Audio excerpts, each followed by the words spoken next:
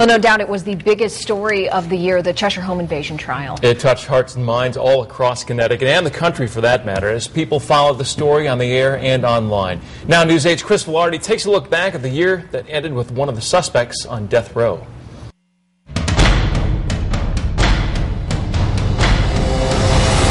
This is the kind of story that has reached a certain level in Connecticut. Say Cheshire home invasion and people know exactly what you're talking about. They know the victims, the suspects. They know the story. In 2010, it was a story that dominated headlines as the first suspect, Stephen Hayes, went on trial.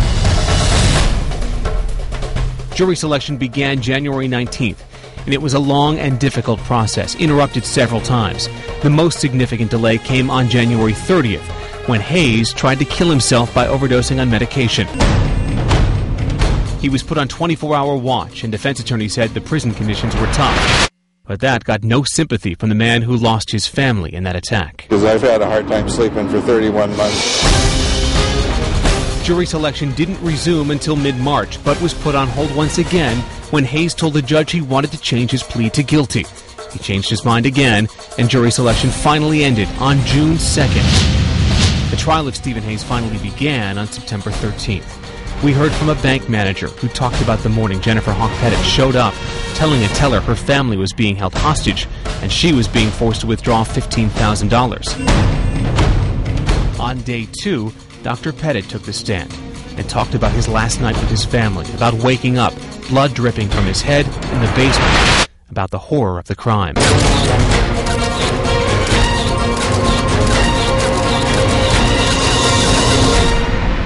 How emotional was it for you to be on the stand today? Very emotional. Dr. Pettit was in court for nearly every moment of this trial. But there was one day he couldn't sit through, day 5, when the medical examiner testified about how Pettit's wife and daughters died. Pettit excused himself and left the courtroom.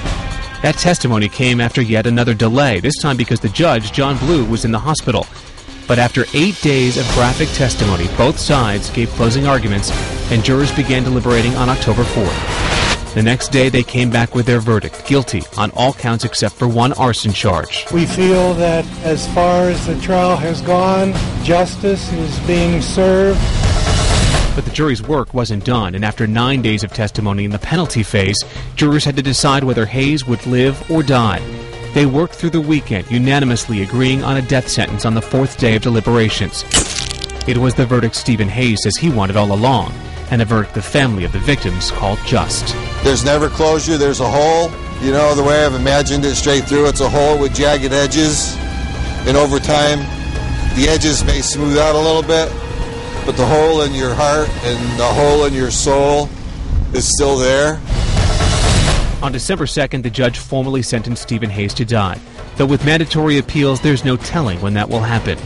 Meanwhile, the family of the victims will have to go through this all again, as the jury selection for the trial of the other men charged in the case, Joshua Komarsajewski, is set to begin in February of 2011. I'm Chris Velarde, News 8.